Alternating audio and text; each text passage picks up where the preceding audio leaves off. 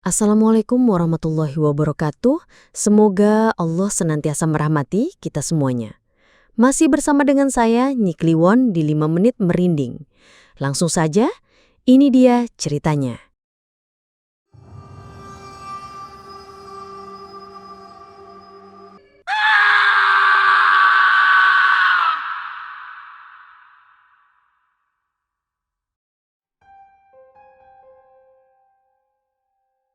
Prolog. Ditarik kegelapan, dikejar tawa. Malam berdarah di bawah pohon sawo. Sebuah lubang hitam menganga di batangnya. Menarik Nadia yang terhipnotis. Tawa melengking. Anakku, hahaha, kembalikan anakku, hihihihi. Pecah dari balik bayangan kuntilanak berambut panjang. Buah sawo gugur memancarkan cairan merah serupa darah. Pak Handoko dan Bu Lastri berjuang mati-matian, merebut putri mereka dari genggaman kegelapan yang mengancam menelannya. Pertarungan nyawa melawan arwah di gerbang antara dua dunia. Keluarga kecil Pak Handoko dan Bu Lastri bersama putri sematawayang mereka, Nadia yang berusia 7 tahun, akhirnya menempati rumah tua peninggalan nenek buyut.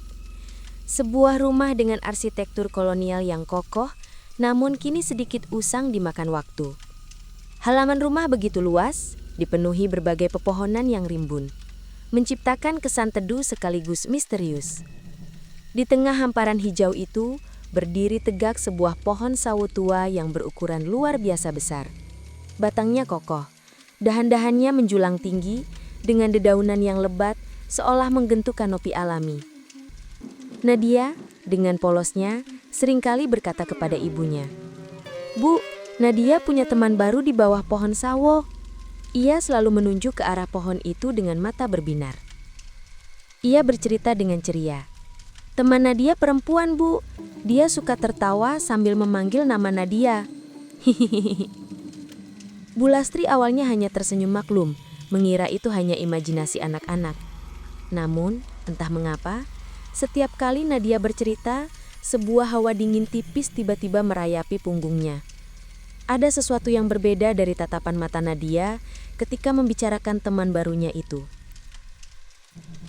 Malam pertama di rumah baru, Bu Lastri tidak bisa tidur. Ia terus membolak-balikan tubuhnya di ranjang. Tiba-tiba, dari arah halaman, sebuah isak tangis lirih menggetarkan telinganya. Tangisan itu begitu dekat, seolah berasal dari bawah jendela kamar. Belum sempat ia mencerna keanehan itu, tangisan itu mendadak berubah. Sebuah tawa panjang yang melengking, begitu nyaring dan menggema, memecah kesunyian malam. Hihihihihihi. Tawa itu bukan tawa manusia. Itu tawa yang menggetarkan, membuat jantung Bu Lastri berdegup kencang. Ia meremas selimut erat-erat. Di pagi hari, pemandangan aneh menyambutnya. Halaman rumah dipenuhi buah sawo yang berguguran, jauh lebih banyak dari biasanya. Seolah-olah ada kekuatan tak kasat mata yang mengguncang pohon itu dengan sangat keras semalaman. Bu Lastri semakin merasa tidak nyaman. Kecurigaannya semakin menguat ketika Nadia, saat bermain di ruang keluarga, mulai menyanyikan lagu Jawa kuno yang tidak pernah ia ajarkan. Lirik-liriknya samar, terdengar seperti kidung kematian. Kemudian tiba-tiba saja, Nadia menirukan tawa melengking yang persis sama dengan tawa mengerikan yang didengarnya semalam.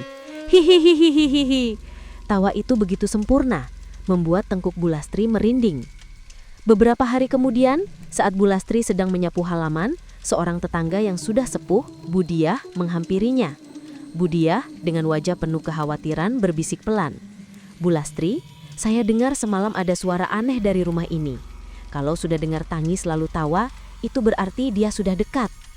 Suara Bu Diah yang syarat makna itu seolah menjadi penekanan keras akan semua kejanggalan yang mulai mereka alami. Ketegangan semakin memuncak. Pada suatu tengah malam yang sunyi, Pak Handoko tiba-tiba terbangun. Sebuah suara ketukan keras dari pintu kamar mandi yang berada di samping kamarnya mengagetkannya. Tok tok tok. Ketukan itu berulang, seolah ada seseorang yang ingin masuk. Belum sempat ia meraih gagang pintu, sebuah tawa perempuan terdengar dari dalam kamar mandi. Hihihihihihi. Tawa itu begitu dekat, begitu nyata, membuat Pak Handoko tercekak. Ia buru-buru membangunkan Bu Lastri. Namun, Saat mereka membuka pintu, kamar mandi itu kosong. Malam berikutnya, Bulastri sedang menyisir rambut di depan cermin tua di kamar tidurnya. Nadia duduk di ranjang, asyik dengan bonekanya. Tiba-tiba, mata Bulastri menangkap sesuatu di pantulan cermin. Sebuah sosok perempuan berambut panjang dengan wajah yang samar berdiri tepat di belakang Nadia. Jantung Bulastri serasa berhenti berdetak. Ia membalikkan badan, namun tidak ada siapapun di sana. Hanya ada Nadia yang masih asyik bermain. "Apa yang ibu lihat?" tanya Nadia dengan nada polos. Saat Bulastri hendak menjawab, sebuah tawa pecah, begitu nyaring dan memekakkan telinga. Hihihihihi.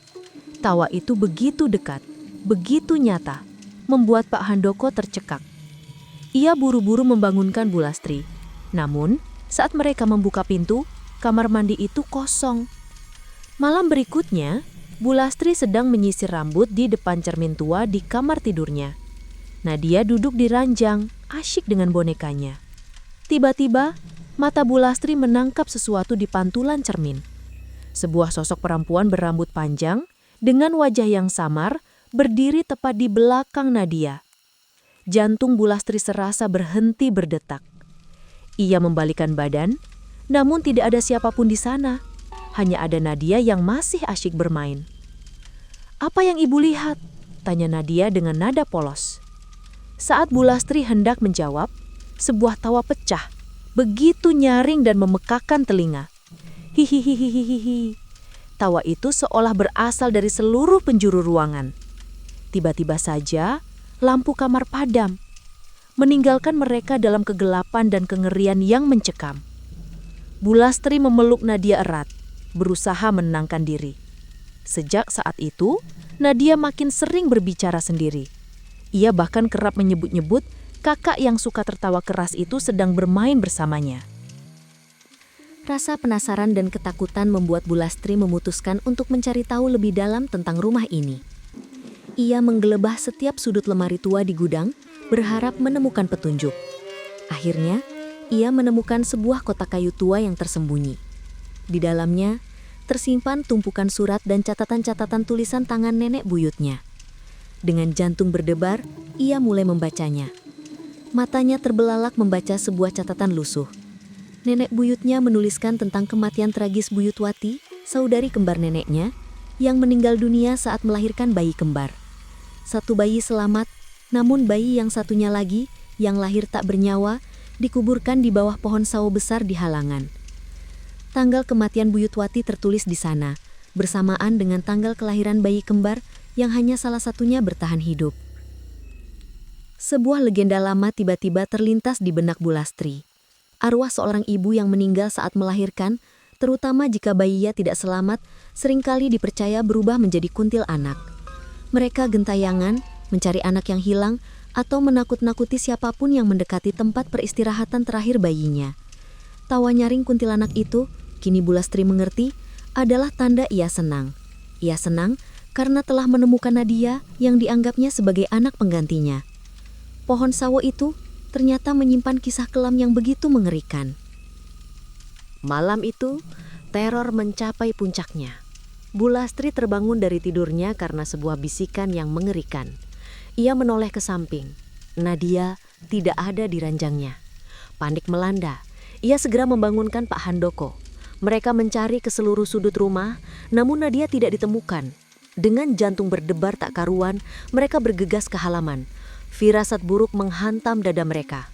Dan benar saja, di bawah cahaya rembulan yang samar, mereka melihat Nadia berdiri tepat di bawah pohon sawo. Wajahnya menunduk, seolah sedang mendengarkan sesuatu. Tiba-tiba, dari balik rimbunnya dedaunan, sesosok perempuan muncul. Wajahnya pucat pasi, rambutnya tergerai panjang menutupi sebagian wajah. Gigi-giginya terlihat lebih panjang dan runcing dari normal, dan matanya merah menyala. Kuntil anak itu menatap mereka dengan tatapan buas, lalu tertawa keras-keras. Hihihihihi. Tawa itu begitu dahsyat, menggetarkan seluruh rumah, bahkan jendela-jendela berderak dan bergetar hebat. Secara bersamaan, pohon sawu itu tiba-tiba bergetar hebat seolah ada gempa bumi yang terjadi. Buah-buah sawu berguguran deras seperti hujan batu. Namun yang paling mengerikan, dari buah-buah sawu yang pecah itu tiba-tiba saja mengeluarkan cairan merah kental menyerupai darah. Cairan itu menetes membasahi tanah di sekitar pohon. Kuntil anak itu semakin mendekat ke arah Nadia, mengulurkan tangan-tangannya yang pucat. Ia berteriak histeris, disusul tawa yang lebih mengerikan. "Anakku! Hahaha! Kembalikan anakku! Hihihihihi!" Nadia, seolah terhipnotis, mulai melangkah mendekat ke arah batang pohon sawu. Tiba-tiba, sebuah lubang hitam yang menganga muncul di salah satu bagian batang pohon sawu. Lubang itu seolah menarik Nadia ke dalamnya. Pak Handoko dan Bulastri berteriak, berlari sekuat tenaga. Dalam sepersekian detik, sebelum Nadia sepenuhnya terseret ke dalam lubang gelap itu, Pak Handoko berhasil meraihnya. Mereka menarik Nadia menjauh dari pohon itu, menjauh dari tawa mengerikan kuntil anak yang terus menggema, dan dari bayangan pohon sawu yang kini tampak seperti gerbang neraka.